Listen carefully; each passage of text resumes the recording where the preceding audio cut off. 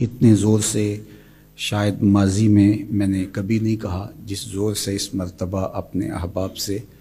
میں اپیل کرنے جا رہا ہوں۔ اس وقت ملک کے معروضی معاشی حالات ہیں وہ آپ کے سامنے ہیں۔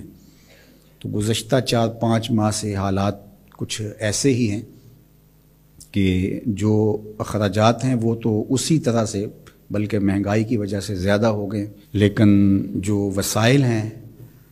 وہ سکڑ گئے، جس کی وجہ سے اس مہینے بھی ہم قرض میں ہیں۔ اس طرح باقی ہماری برانچز میں، شاخوں میں، دیگر ذیلی ادارہ جات میں بھی یہی صورتحال ہے۔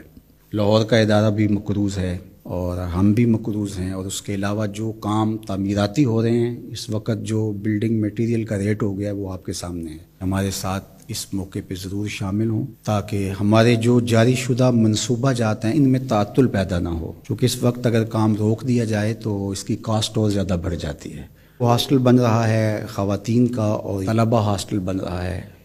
اس کا جو حجم ہے اس اعتبار سے کروڑوں روپے درکار ہوتے ہیں ہر ماہ۔ ہماری آرزو یہی ہے کہ اس کو ہم بہت جلد تعمیر کر لیں۔ چلو کچھ کام سلو ہو جائے تو کوئی حرج نہیں، لیکن اس کو ختم نہ کیا جائے۔ باقی جو روٹین کے اخراجات ہیں وہ تو کم نہیں ہوں گے، ہر آنے والے دن کے ساتھ بڑھ رہے ہیں، اور جب نئے داخلے کے ساتھ تعداد بڑھے گی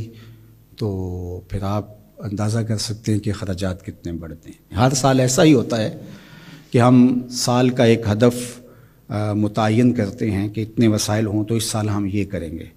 لیکن اتنے وسائل نہیں ہو پاتے تو پھر ہم جو ہدف متعین کیا ہوا ہوتا ہے اس کو ہم نے کم کرنا ہوتا ہے۔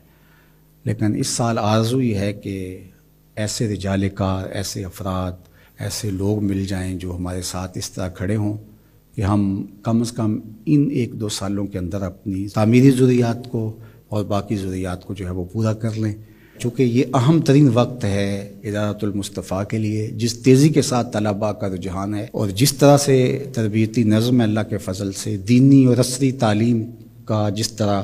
یہ ادارہ سنگم بن گیا ہے، اللہ توفیق عطا فرمائے اور ہماری مدد اور نصرت فرمائے۔ اور وہ لوگ جو اس مرکز کی تعمیر میں اور مرکز کے ذیلی اداروں کی تعمیر میں اور ہمارے نظم کے لیے